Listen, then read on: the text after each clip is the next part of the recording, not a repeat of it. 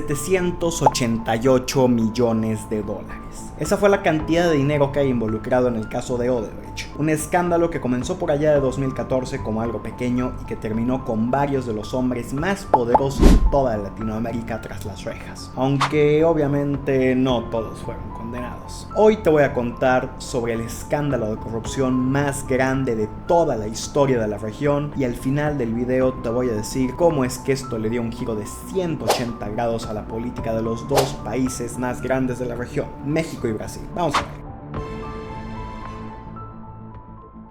Corre el año 2014. De la mano de Lula da Silva y su sucesora Dilma Rousseff, Brasil vive la que es quizás su época de mayor riqueza en toda la historia. La pobreza disminuye y cada vez más se comienza a hablar de que los cariocas se pueden convertir en la gran potencia sudamericana que llevan décadas destinados a ser, cosa que le iban a demostrar al mundo organizando las dos competencias deportivas más importantes del planeta, el Mundial de Fútbol y los Juegos Olímpicos. En la provincia de Paraná, al sur de Brasil, la Policía Federal comenzó una pequeña investigación a negocios de lavado de autos y gasolineras que al más puro estilo de Breaking Bad eran sospechosos por blanqueo de capitales, lavado de dinero para los compas. El hombre detrás de todo esto, Alberto Youssef, buscando reducir su condena, aceptó a colaborar con la justicia. Reveló que este lavado de dinero iba dirigido a Petrobras, la empresa petrolera propiedad del Estado brasileño. Es aquí donde todos se dieron cuenta de que tenían algo mucho más grande entre manos. Y con esto fue que comenzó la operación Lava Jato. Pero antes de seguir, suscríbanse a este canal. La grandísima mayoría de la gente que ve estos videos no está suscrita y eso a mí me ayuda mucho para poder seguir haciendo estos videos. Sigamos. El destape de la corrupción. Para entender cómo funciona la corrupción, primero debemos de entender qué es una licitación pública. En resumen, es una especie de concurso en el que el gobierno dice, bueno, yo quiero construir, no sé, un puente por aquí. Las constructoras privadas que quieran encargarse del proyecto, háganme una propuesta y la mejor de todas se queda con el trabajo. O al menos eso es en teoría. La investigación de Lava Jato descubrió que existía un cartel de constructoras que se dedicaban sistemáticamente a realizar sobornos a políticos brasileños, antes incluso de que empezaran los concursos públicos para quedarse con los proyectos. Que ya les digo yo que no eran cosas pequeñas como un puente, sino más bien macroproyectos como plataformas petroleras o estadios de fútbol. Una vez que tenían el proyecto, inflaban los costes de construcción. Si era de 1 millón, por ejemplo, pues decían que les había costado 1,5 millones, y ese medio millón lo repartían entre los políticos sobornados y los altos puestos de estas compañías. ¿Quién pagaba ese excedente? El ciudadano promedio con sus impuestos.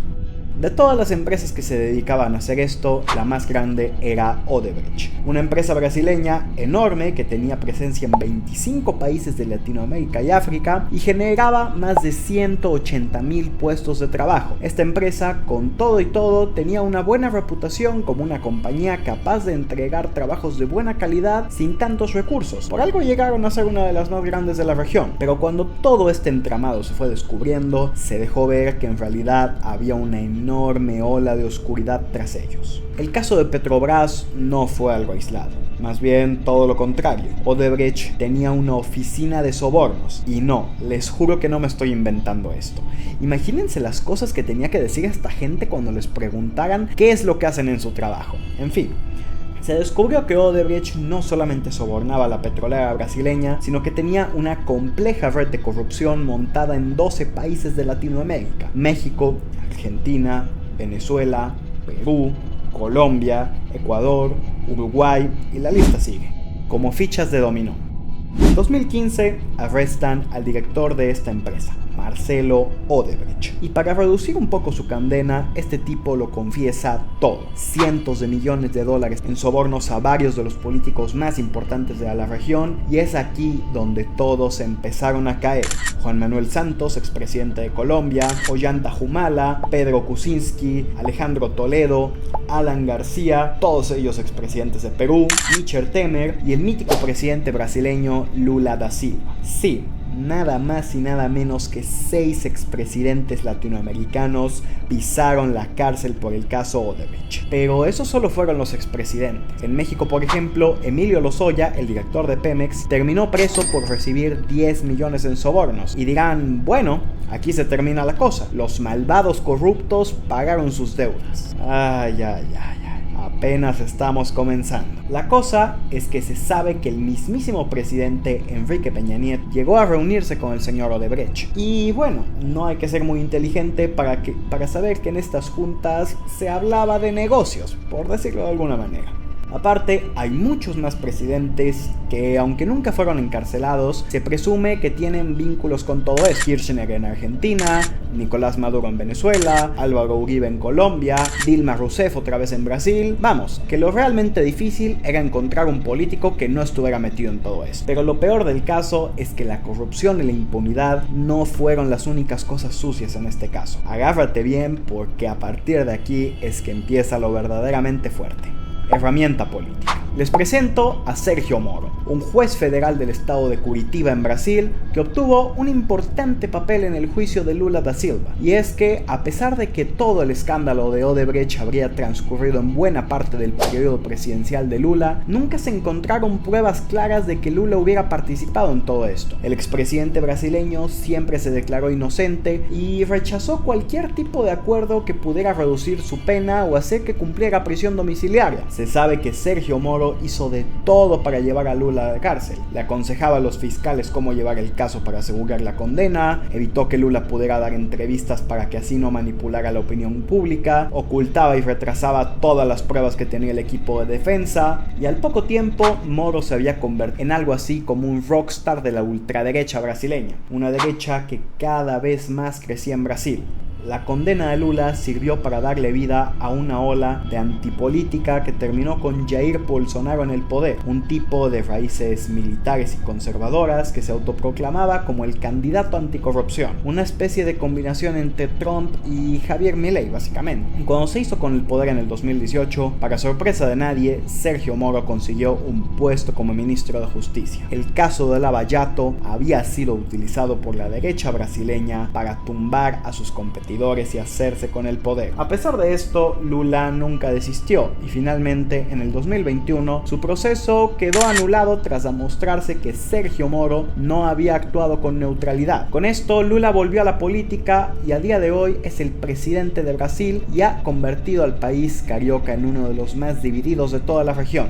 Pasando al caso de México, como ya dije, el único de los involucrados que ha pisado la cárcel con todo esto es Emilio Lozoya, que, como dije anteriormente, aceptó $10 millones en sobornos. Había huido a España, como todo buen típico político corrupto mexicano, y en 2020 es extraditado de vuelta a México y recibe libertad condicional mientras que acepte colaborar con la justicia. Lozoya reconoció que Odebrecht también había aportado dinero para sobornar a los diputados que aprobaron la reforma energética de Peña Nieto, un movimiento que básicamente abrió el mercado de petróleo expropiado por Cárdenas hace más de 70 años a inversionistas privados y extranjeros. Entre los acusados se encuentra gente del calibre de Ricardo Anaya, sí, aquel candidato presidencial que ahora se la pasa renegando contra la 4T. Para que la próxima vez que vean uno de sus videos recuerden que el tipo tiene intereses ocultos.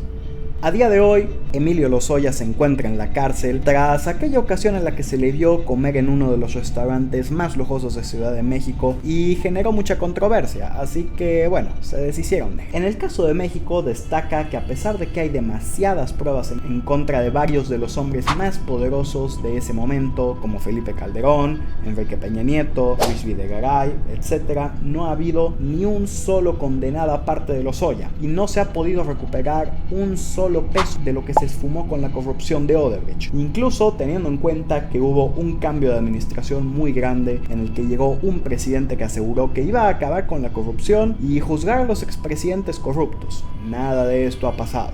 Técnicamente se sigue investigando, pero vamos, todo mundo sabe que este caso quedará en total impunidad y nos recordará una vez más que hay cosas que están profundamente podridas en nuestra región. Corrupción hay en todas partes, solo que en los países del primer mundo la esconden un poco mejor, o incluso en muchos casos termina siendo legal. Tú puedes hacer donaciones voluntarias a los políticos de tu agrado, que después de una u otra manera terminarán ajustándose a tus intereses. De hecho, podemos decir que la única diferencia entre el caso de Odebrecht y el típico funcionamiento del gobierno estadounidense es justamente que allá todo esto es legal. Y a ver, no estoy defendiéndolo. me parece mal el modelo yankee y también creo que todos los involucrados del caso Odebrecht deberían estar en la cárcel. Aún así, como ya vimos, todo esto puede ser utilizado por tus adversarios políticos para crear una campaña contra ti, aunque a la hora de la hora todos se manejen de la misma manera. Pero bueno, esto ha sido todo por el video de hoy. Si te gustó, te pediría de favor que te suscribieras al canal, ya que voy a estar subiendo videos de este estilo con mayor regularidad. Nos vemos.